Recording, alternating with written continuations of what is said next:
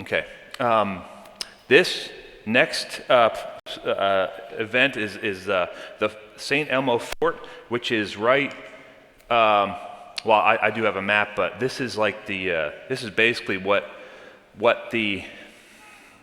Mustafa was thinking here. But to secure Marsamusketto as an anchorage for the fleet, St. Elmo must first of all be taken. The fort commanded the entrance, and nothing could be done until it was in Turkish hands. The Sultan's spies had earlier reported that the fort was hastily constructed and weak, so it seemed a matter of no great moment to decide on its capture. Unlike Burgu and Sanglia, it was a fort pure and simple, with no town behind it from which the defenders could draw reserves of men, powder, and provisions. Okay, so that was his reasoning of taking it. All right, we'll see later. It was not that good of an idea. We'll see. So here's St. Elmo right up here. All right, it's like a star-shaped fort. This is the main fort. This is like the courtyard. There's a wall here, and surrounding it, and then there's an interior wall. And then right here, they built a huge ditch. It's called in the book, it's like a ravelin, I believe, but I think that's where the word ravine comes from. So it's just a massive ditch with a couple bridges across it. And obviously, just to give you an idea, and here's Saint Angelo, and here's Sanglia, and Burgu right here. Okay, so I'll kind of be going back and forth to that map. But St. Elmo is right here, and all the ships, they're anchored down here, like in this area, but they also obviously had to bring their ships up to start bombarding Fort St. Elmo. But Luigi Broglia, bailiff of St. Elmo, was immediately informed that the first blow was to fall to him. He was in charge of the fort. The Grand Master also sent additional reinforcements. A provincial knight, Pierre de Mazuez Vercoiren, known as Colonel Mas, had recently arrived from Messina, bringing with him 400 enlisted soldiers. Colonel Mas and half of his men, together with 64 knights who volunteered for the post of honor, were at once ferried across Grand Harbor to join the original garrison of St. Elmo. So there's probably 600 people in the fort at this point when it first starts. When they first start attacking it. Okay. In the Siege of Rhodes 43 years before, sapping and mining had played a major part in the Turkish success. In Malta, because of the rocky nature of the island, the Turks had come well prepared for artillery bombardment. Mustafa Pasha now gave orders for the siege guns to be brought up from transports in Marsa Sirocco and positioned on Mount Sybaris. Okay, so right here, so he set up camp right here and put all his guns right here to just bombard St. Elmo. Okay, right here. Eventually, he sets up some here to attack St. Angelo and Fort St. Michael, but we'll get to that. But this is where the Muslims set up camp, and they drug all kinds of weapons, ton of cannon right here, just to fire on Fort St. Elmo. Right? I don't know if you guys remember that, but I think it said they were supposed to be taken. Engineers surveyed the fort and said it could be taken in 2 to 3 days or something like that. I think it's not in this one, but in the last one, they said it should be taken. I think it's like 4 or 5 days. So here we go. So this is what they brought: 2 60-pound culverins, those are cannons, 10 80-pounders, and an enormous basilisk firing solid shot weighing 160 pounds were brought up before the attack on St. Elmo. With such heavy weapons, the Turkish fire was slower than the Christian. But when applied at short ranges, the battering power of this heavy iron and stone shot was enormous. Okay? So that's giving you an idea of what they were dragging up to the top of the mountain to fire. On the morning of 24 May, Mustafa Pasha ordered the bombardment of St. Elmo to begin. This is May 24th. As the cannon and the great basilisk began to boom and thunder, the defenders waited apprehensively. It was not only the weight of the Turkish shot they feared. Rumor had it that the discharge of such heavy armament would cause the rock cisterns in which their precious water was kept to crack. So you want to talk about fear these guys felt when they started bombing them. They ended up, it says here, fortunately the vibration of the guns had been overestimated, but not so their battering power. So their cisterns were fine. So the cisterns never cracked. Within an hour, the lime and sandstone blocks with which the fort was built began to powder and flake. Here and there, blocks of stone began to fall away as the heavy shot fell time and again on the same identical places. Okay? And it did say earlier that when the Christians put St. Elmo together kind of in a flurry, and the sandstone wasn't as heavy duty, and it was a little weaker than that they want it to be, because the Mustafa knew that. So that's one of the reasons why they attacked it first. Okay. In order to harass the Turkish gunners on Mount Sybaris, Valette now hastily built an additional rampart on the top of Fort St. Angelo. Here he sighted 2 large cannon firing directly across and almost at a level with the Turkish emplacements. So, so here he put right at the top of Fort St. Angelo, he put 2 cannon to fire and over here. Okay, boy, it must have been something. All right. On every available occasion, the cavalry from Medina swept down on the Marsa, cutting off Turkish watering parties and harrying any of their troops whom they came across foraging in the fields. The knights and their soldiers and the Maltese irregulars used every opportunity to harass the enemy. Throughout the whole campaign, the presence of de Copier's cavalry in Medina was to prove a steady drain, like a wound in the side of the Turkish army. This guy also makes the point that now there's a lot of things happen during this time. Like there's deserters and that type of thing. There's like it tells a couple stories about deserters and cowards who leave the knights, right? But he makes the point that not one Maltese citizen ever left. They were. It seemed like they were 100% loyal. Even though they didn't like the Christians being there, they hated the Muslims more, and not one of them ever left the shore or ever ran away or ever showed any cowardice at all. You see, he makes the point, it was just very interesting to not one historian has ever recorded a Maltese leaving. Okay, so they were very, just sturdy folk over there. A great advantage which the Muslims always had over Christians, I might have made this point earlier, but it's good to make it again, was their Eastern fatalism, reinforced by the certainty of their warriors that paradise awaited the faithful who died in battle. As one historian... We have the same thing. What's that? We have the same thing. If you die, you're immediately seen twice. Yeah. One's right and one's wrong, just like everything. Everybody believes that in some way, shape, or form, right? They're just extreme. As one historian put it, the disregard of human life among the leaders of the Ottoman Turks at this time was almost incredible. To attain their end in war, they sacrificed thousands upon thousands of men with a callous indifference. Okay, it's one of the great weaknesses of Islam. This was made abundantly clear by their ability to construct trenches and ramparts. So on the mountain, they were constructing benches, ramparts to set their cannon up, to set the snipers up, okay, to just completely destroy St. Elmo. So they're having their slaves do it, okay? So under the whip of the overseers, the slaves and labor and battalions continued to quarry and dig to drag up fascines and sacks of earth. All this despite the withering fire of the garrison, which left bodies of the workmen as human mounds to be packed into the growing ramparts. Okay, so if the slave died, they would just put him in with a sandbag, or they just put him in as part of the dirt. You know what I mean? Just horrible people. So the walls of the fort were slowly spilling outward. Fast as the signs of a breach appeared, Luigi Broglie and his troops labored to build behind it a further walled protection.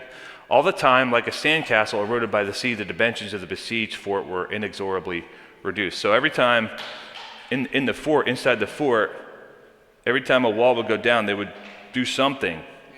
Ship mast, wood, they would put something behind the breached wall to keep reinforcing it, okay? All the time, people are, defenders are dying in the fort. And he talks about great detail in this, but Valette heard in the small hours of 29th of May, so this is 5 days after the beginning of the siege, the shouts and rattle of musketry as the garrison of St. Elmo made a sortie, so like a skirmish. They left the fort, okay, against the Turks led by Colonel Mass and the Cavalier, I believe, de Medrin. The besieged dashed out at dawn, the drawbridge having been silently lowered, and captured the advanced Turkish trench. So the Turkish had built a trench just to keep advancing. They would build trench after trench, so they couldn't shoot them from the walls of the fort. So they went out and captured this trench. It was at this moment that Mustafa, coming out of his tent to ascertain the cause of the alarm, saw that the time had come for the Janissaries. It was for this critical moment in the fortune of war that this special corps was designed. They were thrown into the balance to make sure that the scales were weighed in favor of the faithful. Okay, so so he brings in the Janissaries, which we already talked about. Okay, slowly but surely contesting. So the sent the Janissaries out in front of the fort. They're all fighting hand to hand. Slowly but surely contesting every inch of ground, the sortie which had made its way so gallantly out of St. Elmo was forced back.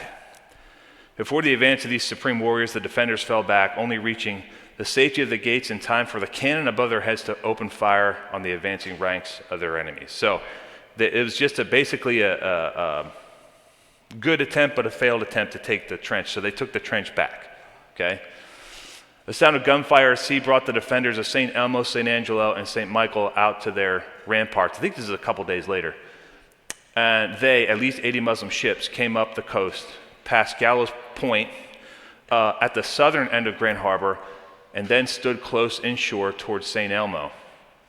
As each ship came abreast the smoking fort, it fired a salvo before hauling out again and reforming into line.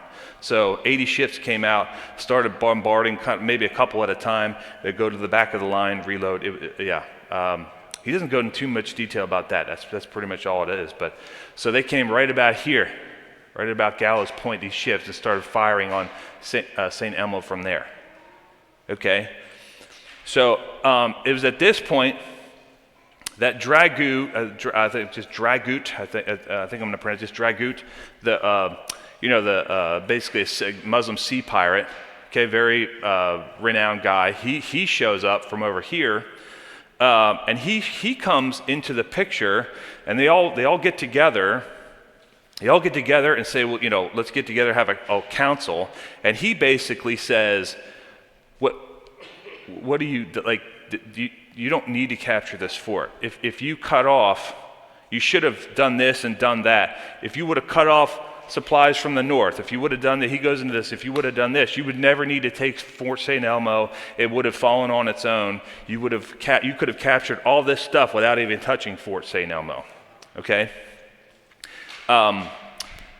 So he tells him that, and he says, this is Dragut. It is a thousand pities that the attack on St. Elmo was ever begun, he said, but now that it has, it would be shameful to give it up. Better the loss of many lives than the loss of irreplaceable morale. Okay? Hey, better for my troops to die than for morale to be low, He made immediate arrangements for 4 heavy culverines to be taken from his galleys and placed on Tyne Point, immediately facing St. Elmo from the north. So he took a bunch of cannons and he put them up here. That's why this is called Dragut Point now. Even to this day, I believe it's called Dragut Point. Because he set some more cannons up right here and started firing on Fort St. Elmo from up here. Okay? And I don't know why he should have just stopped everything and continued with his plan. But they were, Mustafa and Piali, his general, they just straight up disobeyed. He told them to do certain things, like he told them to set up some cannons here immediately and to shoot any transports, because what St. Angelo was doing was constantly feeding supplies and men from Fort St. Angelo across the harbor into the fort. And so he said, you guys got to set up, snipers and cannon to stop anybody from going across there. Piali and Mustafa just didn't do it. They just didn't feel like it. I don't know. They just disobeyed that direct order. Okay. That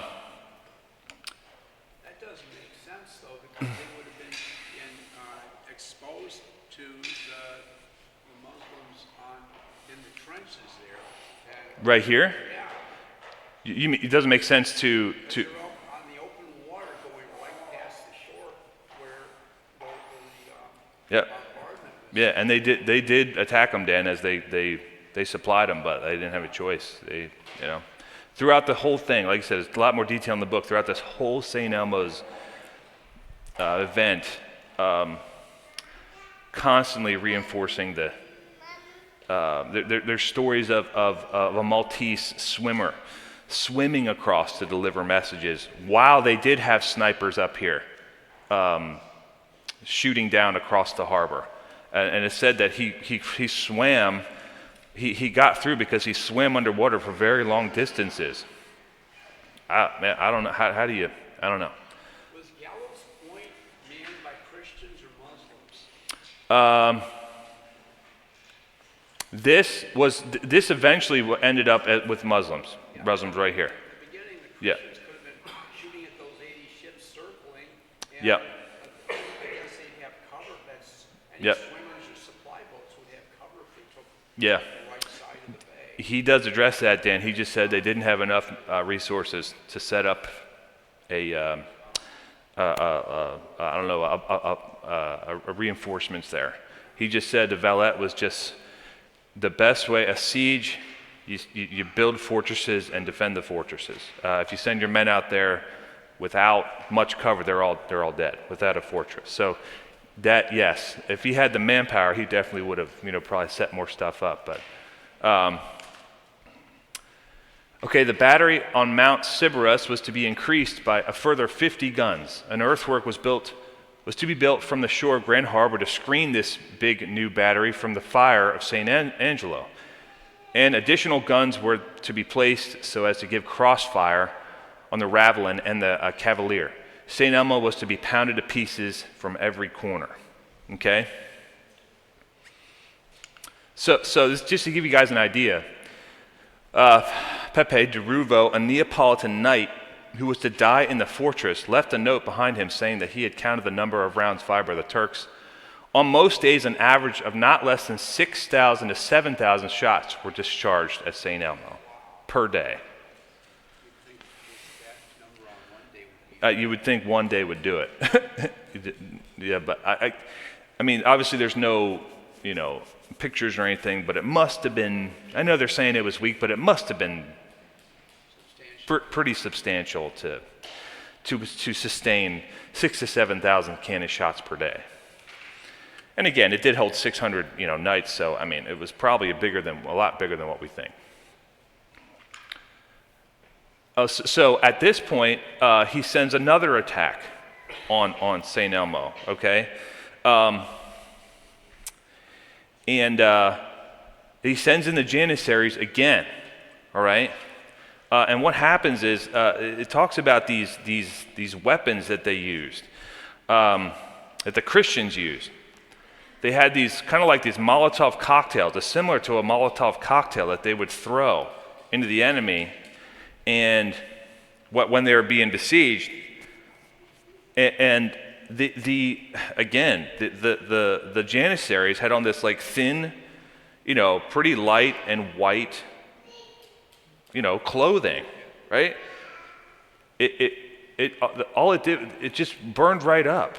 You know what I mean? Everything, they're all wearing the same thing. You throw one in, you could kill a ton of them just by throwing one of these Molotov cocktails in there.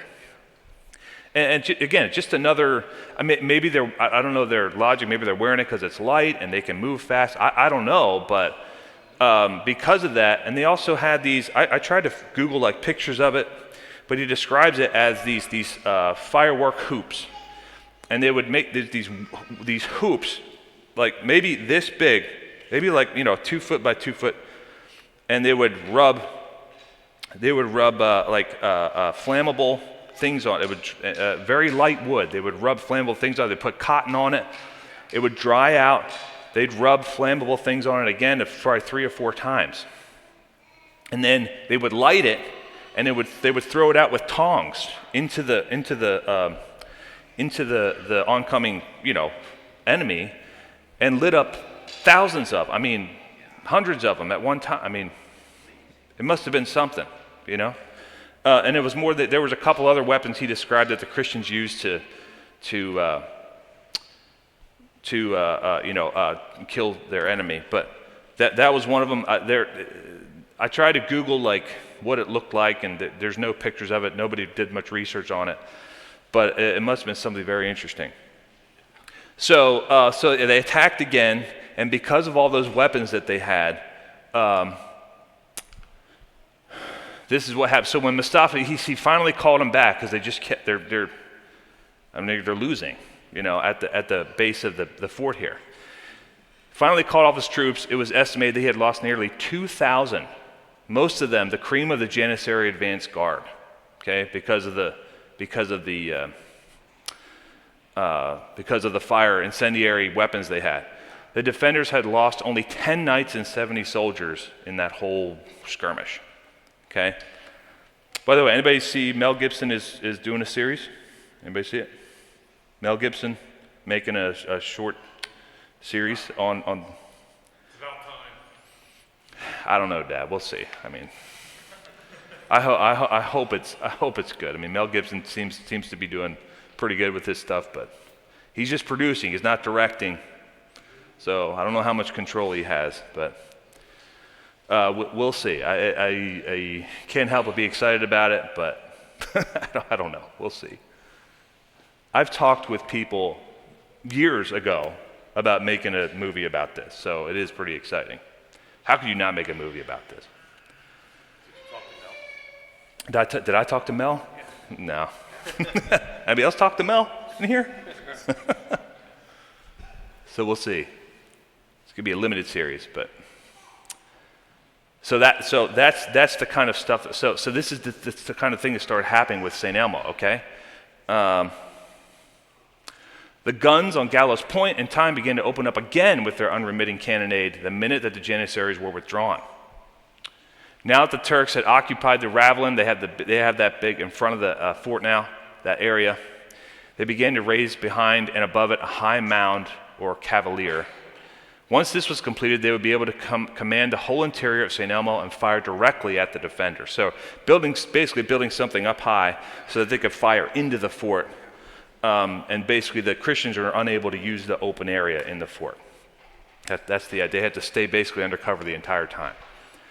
The Turkish fire was so heavy that in the words of a contemporary, it seemed as if they were determined to reduce the fortress to powder. Now we're on June 7th. Remember, it started on May 24th. Okay? This is 2 weeks.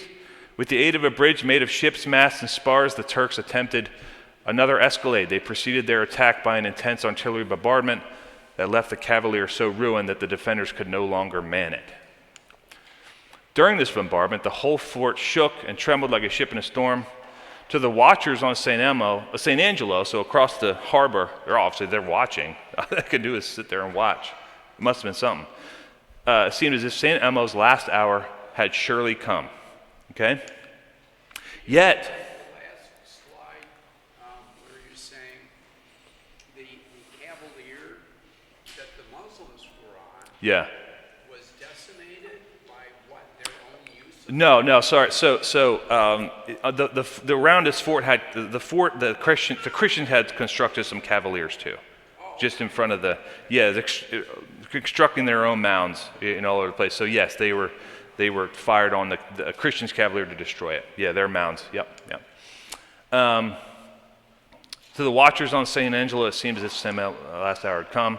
Yet when the attack came, the Janissaries surging down the Ravelin, so they sent the Janissaries in again and across the partially filled ditch. So basically, they're sending their slaves in there to fill the ditch so they don't have to climb up the walls anymore. They're just trying to, fill it so the flat surface. It was met with a hail of bullets and incendiary weapons. Again, the trumps sounded and roared, the fragile pots of wildfire burst among the advancing ranks, and the firework hoops sailed down. Okay, so just basically fending off the same way they did before. Okay? So at this point, there are basically, he gets a report, Villette gets a report from one of the guys in there basically saying, don't send anybody else over here. It's getting really bad. It's a death sentence. Okay, we're going to lose. So he sends he sends three of his knights over there to assess the situation. Like, how much longer can this fort last? What is the morale, right? So he sends them over, and the morale is basically, he described that the younger knights are like, hey, this is, I don't want to die here. We want to go.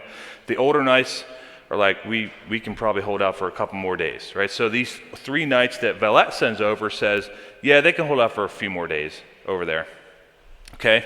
But basically, it was a mini rebellion. The younger knights were just basically mentally defeated, okay?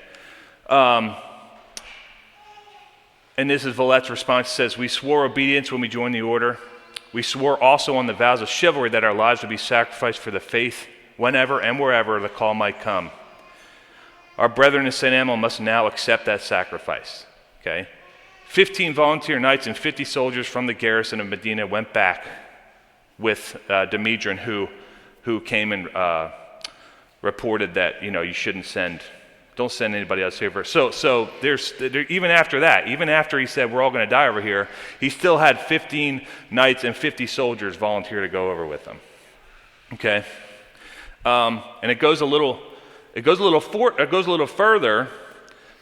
He actually sends his response back to these young knights. Okay, and he says, a volunteer force has been raised under the command of Cavalier Constantino Castriata. Your petition to leave St. Elmo for the safety of Burgoo is now granted. This evening, as soon as the relieving forces landed, you may take the boats back.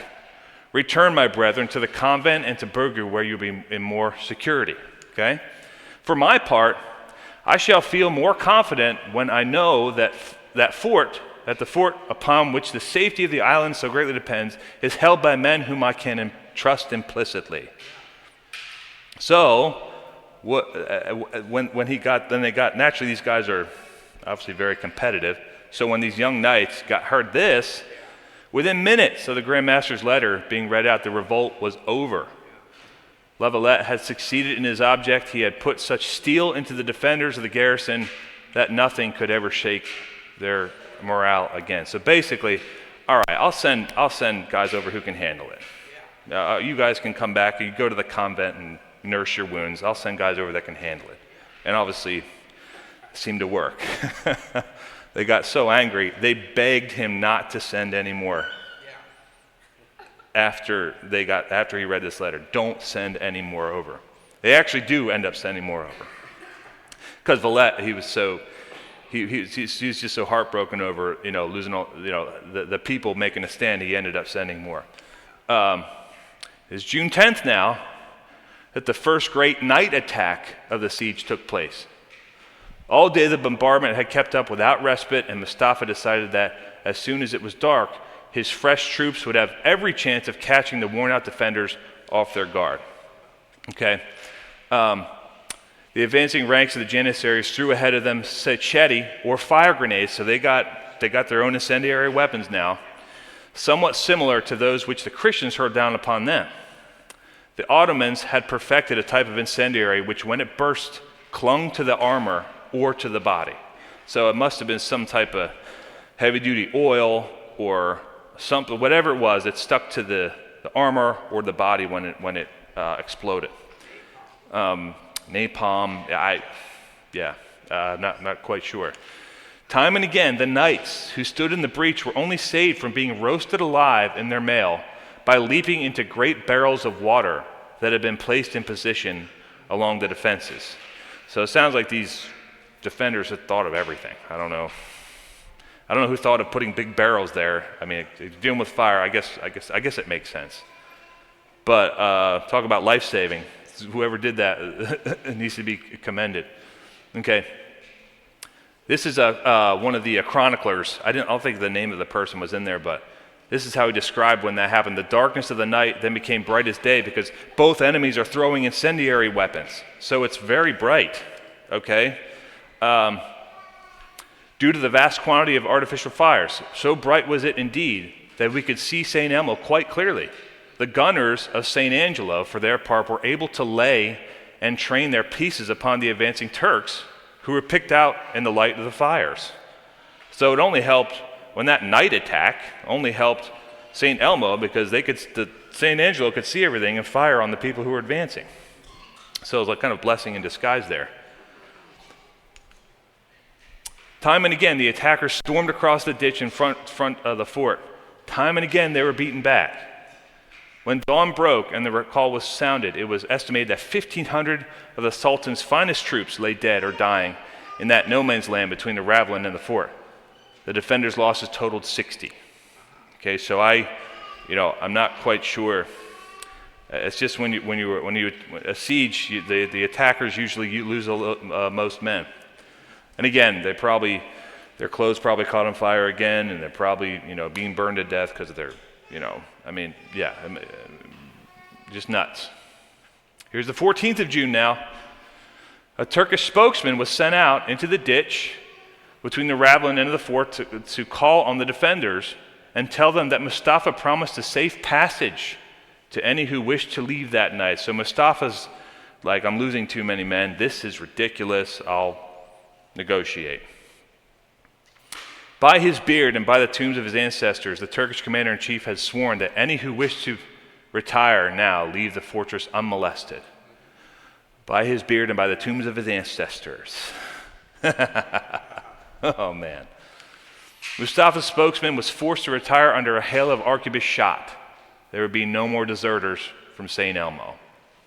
And I don't know if retired mean they killed him, or it sounds like they shot at him to make him leave. That's what it sounds like. Okay. So with the death and disablement of brave men on both sides, increasing daily, so at this point, Dragut was wounded, mortally wounded. He was a cannonball. They could actually, because Dragut and Mustafa were done up with crazy clothes, the people from St. Angelo could make them out. And they could focus their cannon wherever they were, because they could tell that these people were leaders of the army, and they would see them and they could fire on them, and they mortally wounded Dragut and it was another general that dropped the morale of the Muslim big time. I mean, you want to talk about, how do you try to siege undertake a great battle, a great siege, and you go dressed like that? I mean, it's stupidity, So, and a lot of guys in the Fort St. Elmo's were dying too. So good, so at this point, right, the Siege of Elmo entered its 27th day. The first batteries on Mount Cerberus had opened fire on 24th May. It was now 19th of June. Yet still, the small old-fashioned star-shaped fort, which the Sultan's spies had told him should fall within 4 or 5 days, held out into a second month. Okay? I can only say by the grace of God. I don't know how else, right?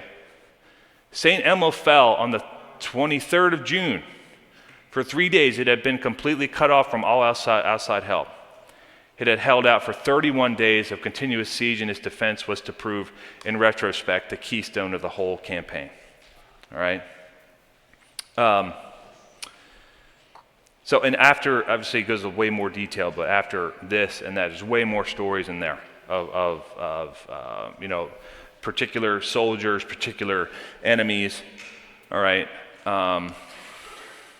This small fort, which logically should have been stormed or forced to surrender within a week, was a disaster for the Turkish army. Accounts vary as to the Turkish losses during the siege of St. Elmo, but an average of the commentators and historians puts the figure at about 8,000 losses, 8,000 fatalities for the Turks. This was nearly a quarter of the force which had embarked from Constantinople. The defenders lost about 1,500 men, a ratio of nearly 1 Christian dead for every 6 Muslims. Okay? So a major blow to the Muslims. Okay? So this is as soon as Mustafa goes in St. Elmo, conquered St. Elmo, he looks across the bay, looks across the harbor and sees St. Angelo, and this is what he says. Allah, he cried, if so small a son has cost us so dear, what price shall we have to pay for so large a father? He basically sees this St. Angelo and says, this is massive. How are we going to take this, basically? So this is some pretty gruesome stuff here, but this is what he does when he overtakes St. Elmo. He ordered the bodies of the knights to be set apart from the common soldiers.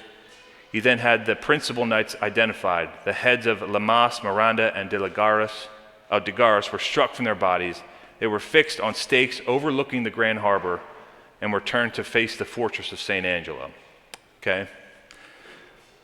The bodies were decapitated and the headless trunks were nailed to cross beams of wood in mockery of the crucifixion. Some commentators say that the sign of the cross was cut into their breasts while they were still alive, and their hearts were ripped from their bodies before their heads were cut off. As commentators, some say that. No way to know for sure. Okay? And some of them were thrown into the harbor. Okay? So, because of this, is on the morning of June 24th, Sunday, the general current which sweeps through the entrance of the Grand Harbor in the summer and which washes the shores of the creeks on the southeastern side bore with it a sinister cargo. Floating on their wooden crucifixes, the headless bodies of 4 knights were washed up to the base of St. Angelo. Okay? Brutal. Lavalette gave orders for all Turkish prisoners to be executed as soon as he saw this. There were many of them in Burgu who had been captured in Marshal Copier's cavalry raids, so they did have a lot of prisoners. Okay? Turkish prisoners. They were at once taken before the executioners. Their heads were struck off and their bodies thrown into the sea. While Mustafa's army was collecting the captured cannon in St. Elmo and making them ready for dispatch to Constantinople as trophies of war, they were disturbed by the boom of cannon. The large guns on the cavalier of Fort St. Angelo were firing at them. They were firing the heads of the Turkish prisoners out of the cannons into the fort, into the St. Elmo. The Grand Master, by his immediate and ruthless supply, showed once and for all that this was a siege in which no quarter was to be expected. When he ordered the heads of his prisoners to be fired at the Turkish lines, he was, in effect, saying to all the garrison and the people of Malta, there is no turning back. It's better to die in battle than to die like this. Okay? And he goes on to say there are, the historians were kind of split. He got a lot of them ripped Valette for doing that. A lot of them say he didn't have a choice. But I kind of wanted to open up the floor and get an opinion maybe if what Valette did was right or not. You know, any opinions on that? Or it's tough to armchair, general, a battle. But go ahead, Dad. I think we might have a illustration when they took over the land in Joshua, or Judges, if you will. Actually both. We don't see torture ever. I mean the Israelites torturing, you mean? Yeah, we don't see that. Yeah. We do see something, though, that's sort of like this, which seems like it's legitimate in war to utilize the tactics of the enemy. And here's what I'm saying.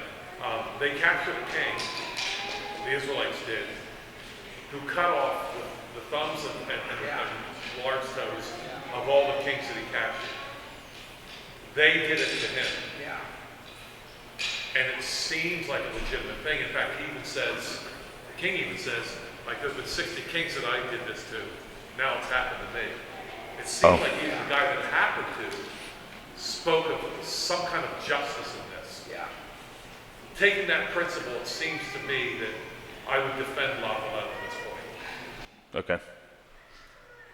I mean, eye for an eye. You know what I mean? Maybe that principle was being applied there for that king. You know what I mean? An equal punishment for what he did. I don't know. Yeah, Dan. And then those prisoners were not tortured, they were just killed. And Yeah. so their heads really did not have much effectiveness as a projectile. Right, right. But they were delivering a message. Yeah. And just like in World War I, the threat of using tear gas was pretty much put at bay, because if you use your tear gas on us, we're going to use our tear gas on you. So Right, that makes military sense. right, right. Yeah, okay. Yeah, I mean, there's one more thing I was going to say about it. Anybody else got 2 cents? Yeah, Conrad. Just from a pragmatic standpoint, the counter argument to a tactic like this is that you galvanize your own people, but you also galvanize the enemy, so they won't surrender. That means you have to kill every one of them, as opposed to You talking about from the Turkish side? Like either side. Oh, either side. Oh, yeah. When you Yeah. when you start shooting people out of cannons, Yeah. and you make Yeah, it you- a quarter, Yeah. it's also a problem for you. Pretty much seal the deal. Yeah. Yeah, right. When you have do to that. take that. That's Yeah, just yeah. practice. And he does talk about that in the rules of war. Mustafa Pasha, it did say that he was kind of justified and no prisoners. I'm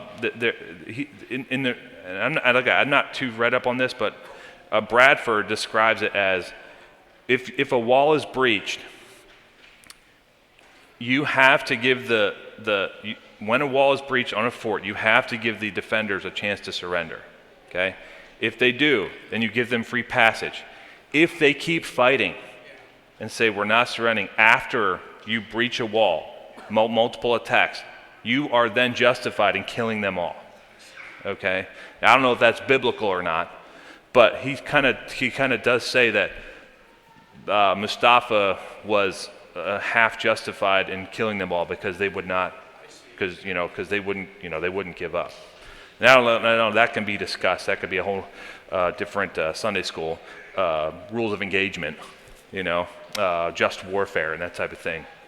But okay, there's more to go, but it's 9:57. So thank you guys so much. We'll just stop right here. I'll continue next week. I'll have it done next week, and the week after that, I'll have it all wrapped up. Thank you so much.